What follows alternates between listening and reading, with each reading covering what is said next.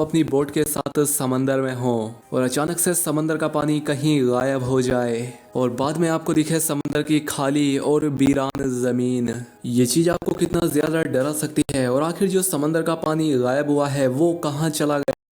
दोस्तों, क्या होगा अगर आप अपनी बोट के साथ समंदर में हो और अचानक से समंदर का पानी कहीं गायब हो जाए और बाद में आपको दिखे समंदर की खाली और वीरान जमीन। ये चीज आपको कितना ज्यादा डरा सकती है और आखिर जो समंदर का पानी गायब हुआ है वो कहाँ चला गया और क्या एक बार फिर से इस समंदर में वो पानी वापस आएगा या नहीं। चलिए इन सभी सवालों के जवाब जानते हैं इस कहानी से। ये फिल्म आपको काफी पसंद आएगी, जो कि इसी साल आई एक साईफाई एडवेंचर फिल्म है जिसका नाम है सरवाइव। तो चलिए जानते हैं आज की इस कहानी को। इस कहानी की शुरुआत होती है और हमें एक फैमिली को दिखाया जाता है जिसमें वो अपने बेटे बैन का बर्थडे सेलिब्रेट करने के लिए समंदर के बीच में आए होते हैं। ये कैरेबियन सी था, यहाँ पर सब कुछ एकदम नॉर्मल चल रहा था। बैन की मोम समंदर में स्विमिंग करने के लिए जंप कर देती है जबकि बैन और उसके फादर फिशिंग करने में बिजी थे।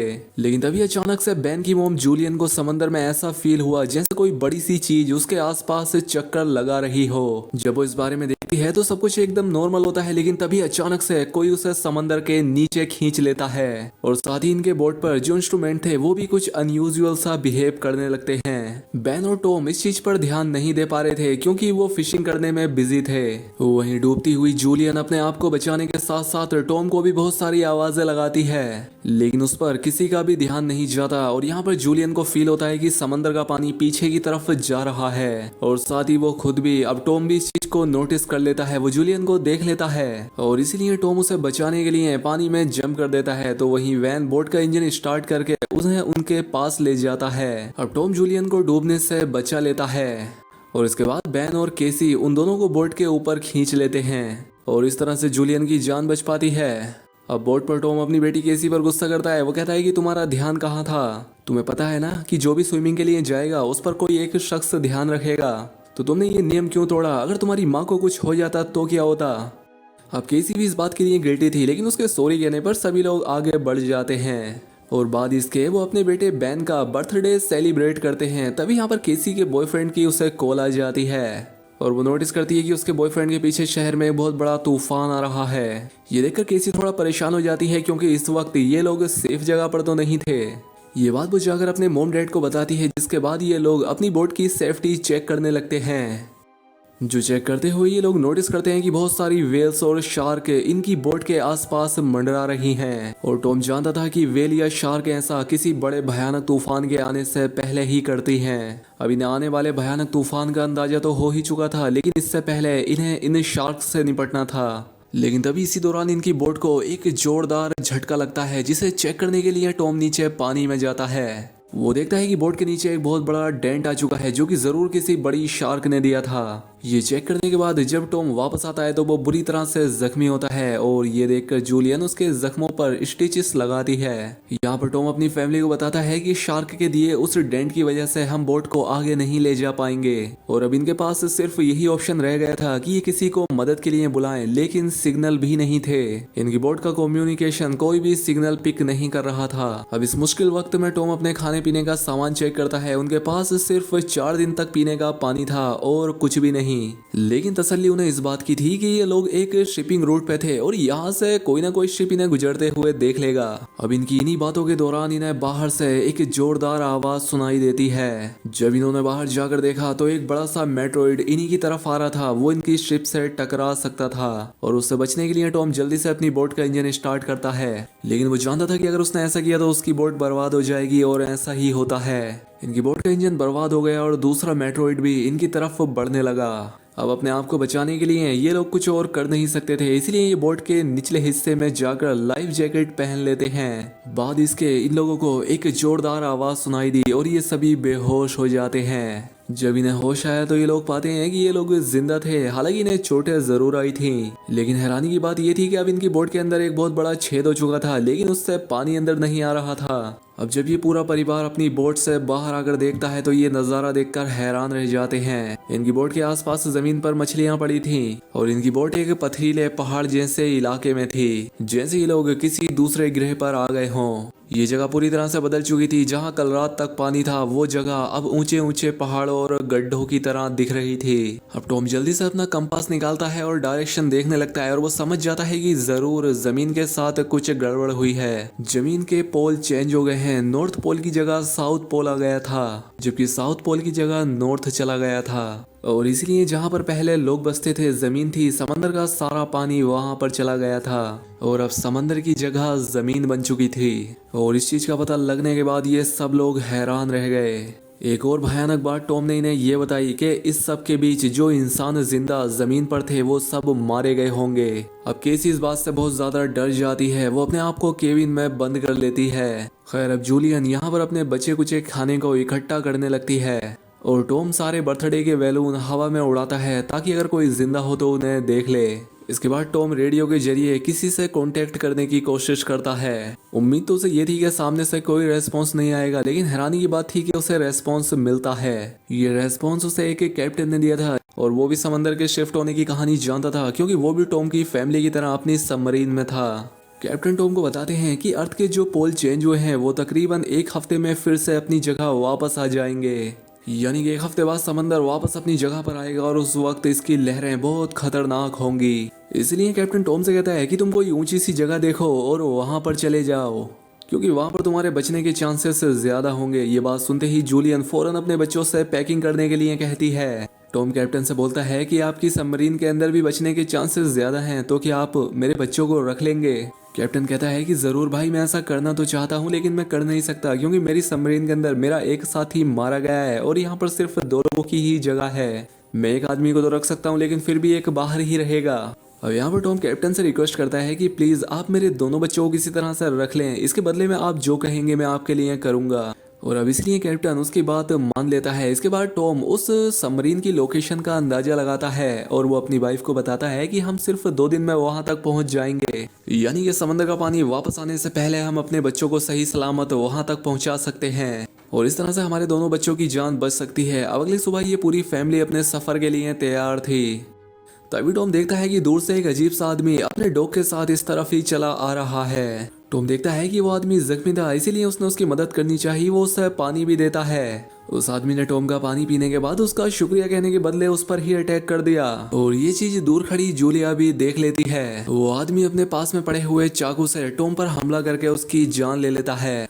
अब अपने हस्बैंड को तो वो नहीं बचा पाई, लेकिन जल्दी से वो बोट के अंदर जाती है और केबिन में अपने दोनों बच्चों को लॉक कर देती है। इसके बाद वो केसी को एक फ्लेयर गन देती है और कहती है कि इसका यूज तभी करना जब बहुत ज्यादा जरूरत हो। अब ये बात कर ही रहे थे कि वो आदमी इनकी बोट तक भी पहुंच जाता है और उससे बचने के लिए जूलियन वॉशरूम के अंदर चली जाती है और यहाँ आकर वो अपने जख्मों को सीना शुरू कर देती है। अब यहाँ पर वो किलर इनकी बोट पर छानबीन करना शुरू कर देता है और जैसे ही उसे यहाँ खाना मिलता है वो खाना शुरू कर देता है, जिससे लग रहा था वो पिछले कई दिन से भूखा है। खाना खाने के बाद जब वो जूलियन को देखने गया तो पाता है कि जहाँ से आवाज आ रही थी वो केबिन खाली था। दरअसल जूलियन बोट में हुए छेद से निकलकर यहाँ से भाग चुकी थी, लेकिन उस आदमी का जो डॉग होता है वो जूलियन को देख लेता है और अब मजबूरी में जूलियन को उस डॉग को चुप कराने के लिए उसे मारना पड़ता है और वो खुद बोट के नीचे छिप जाती है। हालांकि वैसे तो वो उस किलर को नहीं मिल पाती, लेकिन जब वो अपने डॉग को मरा देखता है तो वो समझ जाता है कि जूलियन बोट से बाहर है। अब जैसे ही वो उसे पकड़ने के लिए बोट से नीचे उतरा तो जूलियन वापस बोट के ऊपर जाकर एक टूटे हुए शीशे को अपना रास्ता बनाते हुए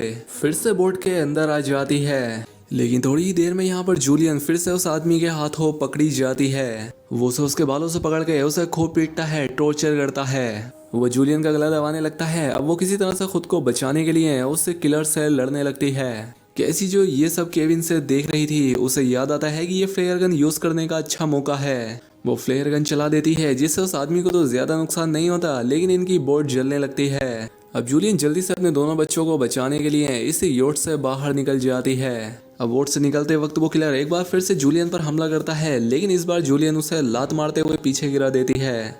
खैर अब बाहर जाने के बाद कैसी और बैन अपने फादर की डेड बॉडी को देखकर रोने लगते हैं। उन्होंने इस सब की बिल्कुल उम्मीद नहीं की थी जो उनके साथ हो गया था। बैन अपने आप को दोषी मानता है कि ना मैं वो कलरफुल बलून ऊपर छोड़ता और ना ये आदमी उन्हें देखकर यहाँ आता। अब यहाँ पर जूलियन भी अपने हस्बैंड से लिपट कर रोई रही थी कि तभी वो देखती है कि वो किलर उनकी जलती हुई बोट से बाहर निकल आया था और अब इसीलिए उनके लिए यहाँ पर रुकना सेफ नहीं था। इसीलिए वो अपने दोनों बच्चों को लेकर यहाँ से भागती है। भागते भागते ये लोग काफी थक चुके थे, इसलिए ये एक पहाड़ी के पीछे आराम करने के लिए रुकते हैं क्योंकि इन्हें लग रहा था कि शायद उस किलर ने यहाँ इनका पीछे छोड़ दिया होगा। और बैन यहाँ पर भी रो ही रहा था। कैसी उसे हौसला देते हुए पीने के लिए साफ पानी देती है, लेकिन बैन पानी पीने से भी इनकार कर देता है। अभी ये सब बातें ही कर रहे थे कि जूलियन ने देखा कि वो किलर अभी भी इनके पीछे ही है। अब इसलिए ये तीनों जल्दी से किलर से बचने के लिए यहाँ से भागना शुरू कर देते हैं। अब भागते भागते ये लोग थक भी चुके थे, लेकिन जब भी ये पीछे मुड़कर देखते वो किलर इनके पीछे ही होता था। अब ये लोग रुकते नहीं, ये लगातार भागते रहते हैं और भागते भागते एक ऐसी जगह पर पहुंच जाते हैं जहां पर जहरीला पानी मौजूद था। हालांकि नहीं, यहाँ से जाते वक्त कुछ भी हो सकता था, लेकिन फिर भी जूलिया अपने बच्चों को यहीं से गुजरने का हुक्म देती है। यहाँ से निकलते वक्त इनकी हालत खराब हो गई और जूलिया को एहसास हुआ कि बैन डिहाइड्रेटेड हो चुका है। इनके पास पानी की कुछ आखिरी बूंदें थी जो कि इन्होंने बैन को दी, लेकिन इतने सारे पानी से कुछ कहाँ होने वाला था। अब यहाँ पर बैन की बहन कैसी हिम्मत हार चुकी थी। उसे बिल्कुल यकीन नहीं था कि वो लोग यहाँ जिंदा रह पाएंगे भी या नहीं। वो अपनी मौत को मान चुकी थी और वो इन दोनों से भी यही करने के लिए कहती है, लेकिन जूलियन उसे डांटती है कि चुप करो और जो मैं कह रही हूँ वैसा ही करो। हम लोग आगे बढ़ेंगे और मुझे पता है कि मैं तुम्हें बचा लूंगी। जूलियन के कहने पर इन लोगों ने फिर से चलना शुरू किया और आगे बढ़ने पर इन्हें एक प्लेन दिखाई दिया जो कि कभी सालों पहले तबाह होकर समंदर में गिर गया होगा। ये लोग उस प्लेन के अंदर छिप जाते हैं और जूलियन एक आखिरी बार अपनी फैमिली फोटो देखती है जो कि इन्होंने कल रात ली थी। इस फोटो को देखकर सभी लोग टॉम को याद कर रहे थे।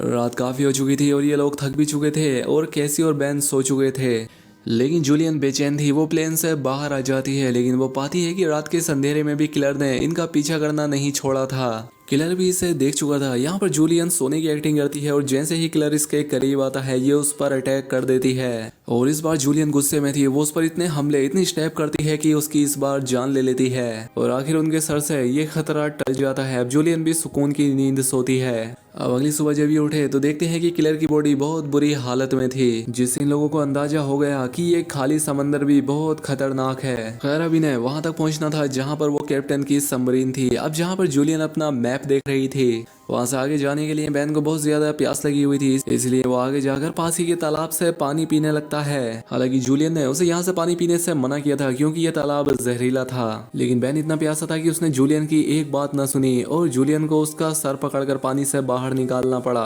अब पानी पीने की वजह से बैन बीमार हो चुका था, इसलिए जूलियन और कैसी वहाँ पर एक शेल्टर बनाते हैं जहाँ पर इन लोगों ने अभी कुछ ही देर आराम किया था कि तभी जूलियन को यहाँ पर कुछ अजीबोगरीब आवाजें आने लगी।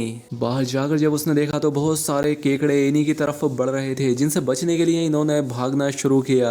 और दूर इन्हें एक बहुत बड़ी शिप नजर आई। ये एक कार्गो शिप थी जिसके अंदर बहुत सारे कंटेनर्स भी थे। इन कंटेनर में ही बहुत सारे लोगों ने पनाह ली हुई थी। इन तीनों को देखते ही वो सभी लोग एक कंटेनर में जाकर खुद को अंदर लॉक कर लेते हैं और जूलियन कंटेनर के पास जाकर गिड़गिड़ाने लगती है। वो दरवाजा खोलने की भीख मांगती है। केकड़ों की एक बड़ी भयानक सेना इनके पीछे थी। अब उनसे बचने के लिए जूलियन और उसके दोनों बच्चे कंटेनर के ऊपर चढ़ गए। अब जूलियन जैसे ही ऊपर चढ़ती है क्रैब उसे काट लेता है, लेकिन वो किसी तरह से उसे हटाकर ऊपर चढ़ जाती है। अब केसी अपने जख्म को अपने स्कार्फ से बांध लेती है, जिसके बाद वो बेहोश हो जाती है। जिसके बाद केसी और बैन देखते हैं कि वो क्रैब्स उस कंटेनर को काटते हुए उसके अंदर चले गए और उसके अंदर मौजूद उन लोगों पर इन केकड़ों ने हमला कर दिया। अब वो लोग अपने पास मौजूद हथियारों से इन केकड़ों को मारने की कोशिश तो करते हैं, लेकिन केकड़ों की तादाद ज्यादा थी, ये लोग उनके सामने नहीं टिक पाते। खैर अब अगली सुबह जूलियन को होश आया। उसने पाया कि उसके दोनों बच्चे यहाँ नहीं हैं। वो बुरी तरह से डर गई क्योंकि ये इतनी खतरनाक और बीहड़ जगह थी कि यहाँ कोई भी आसानी से मर सकता था। अब जूलियन उन्हें खोने के डर से रोने लगती है, लेकिन तभी दूर से उसे केसी और बैन आते हुए दिखाई दिए, जो कि दरअसल खाने और हथियारों की तलाश में गए थे। खैर अब यहाँ पर वो केकड़े भी नहीं थे क्योंकि वो आगे जा चुके थे। अब ये देखकर जूलियन की जान में जान आती है। अब जूलियन अपने केकड़े के काटे जख्म को ठीक करती है, जबकि बैन अपनी इकट्ठा किए हुए वेपन्स को सेट करता है। खैर अब इसके बाद जूलियन उस कैप्टन से कांटेक्ट करती है, जिस पर वो बताता है कि मेरे ऊपर भी सी क्रीचर्स ने अटैक कर दिया है और अब मैं बहुत ज्यादा जख्मी हूँ, मैं तुम्हारी मदद नहीं कर सकता। और साथ ही वो जूलियन को ये भी बताता है कि अब समंदर का पानी वापस फिर से अपनी जगह पर आने वाला है और इसीलिए तो ये समुद्री क्रीचर फिर से यहाँ वापस आ गए हैं। वहीं अब इन लोगों को ये भी नहीं पता था कि उस सबमरीन तक जाने के लिए इन्हें कौन सी डायरेक्शन में जाना है, क्योंकि इस सारी भागदौड़ में इनका मैप भी कहीं गिर गया था। इसलिए कैप्टन अपनी फ्लेयर गन से हवा में फायर करता है और बैन उसे देख लेता है। ये लोग अब तेजी से सबमरीन की तरफ बढ़ने लगते हैं, लेकिन अब इन्हें वहां तक पहुंचना नामुमकिन लगने लगा, क्योंकि वहां पहुंचने तक इन्हें एक टॉक्सिक वेस्ट से गुजरना पड़ता, जहां से गुजरते हुए ही ये लोग बीमार हो सकते थे, इनकी जान जा सकती थी। अब केसी को भी अपनी माँ पर शक होने लगा था कि वो इन्हें बचा लेगी, इसलिए केसी अपनी माँ से बहस करने लगती है और जूलियन अपने बच्चों को डांटती है और कहती है कि चलो आगे बढ़ो। और वहां से आगे बढ़ते हुए इनकी किस्मत एक बार और धोखा देती है। वहां पर लैंडस्लाइड होने लगती है, जहां पर जूलियन जो सबसे पीछे थी उसके आगे आकर एक बड़ा सा पत्थर गिर गया। वो वहीं पर फंस जाती है। अब केसी अपनी माँ के बिना आगे नहीं बढ़ना चाहती थी, लेकिन वो उसे कसम देती है कि तुम हर हाल में अपने भाई को बचाओगी। और अब इसीलिए केसी अपने भाई को लेकर आगे बढ़ने लगती है। जब ये लोग सबमरीन तक पहुंचते हैं तो इन्हें वहां पर कोई भी नहीं मिलता। ये जोर जोर से सबमरीन का दरवाजा खटखटाने लगते हैं, लेकिन तभी पीछे से कैप्टन आता है जो कि बुरी तरह से जख्मी था। कैप्टन इन्हें बताता है कि देखो अब मेरे बचने के चांसेस ज्यादा नहीं है और सबमरीन में 3 लोग बैठ सकते हैं। ये बात सुनकर कैसी जल्दी से वापस पीछे मुड़ी। वहीं जूलियन की तरफ फिर से उन केकड़ों का सैलाब आने लगता है, जहां पर वो अपनी गन से उन सबको शूट करने लगती है, लेकिन कुछ ही देर में उसकी बुलेट्स खत्म हो जाती हैं। अब इससे पहले कोई क्रेव आकर उस पर हमला करता, कैसी ऊपर से उसे हाथ देती है और आखिर उसकी मदद से जूलियन यहाँ से बाहर निकलने में कामयाब हो जाती है और ये लोग जल्दी से भागते हुए सबमरीन तक आ जाते हैं। अभी लोग बिना ज्यादा वक्त गवाए सबमरीन के अंदर बैठ जाते हैं और उन भयानक केकड़ों का सैलाब भी इनके पीछे था। और तभी एक बड़ी सी भयानक समुद्री लहर इन्हें अपनी तरफ आती हुई दिखाई देती है। वो कई सौ फीट ऊंची थी, दिखने में भयानक लग रही थी। वो जोरदार तरीके से इनके सबमरीन से आकर टकराती है, जिससे ये लोग बेहोश हो जाते हैं। जूलियन को जब होश आया तो हैरानी की बात थी कि उनकी सबमरीन पानी में नहीं थी, बल्कि समंदर की वो बड़ी लहर इनकी सबमरीन को बहाकर एक शहर में ले आई थी, जो कि तबाह हो चुका था, जिसे देखकर साफ समझ आ रहा था कि जमीन से अब इंसानों का सफाया हो चुका है। और बस यही सीन दिखाते हुए ये फिल्म, ये कहानी यहाँ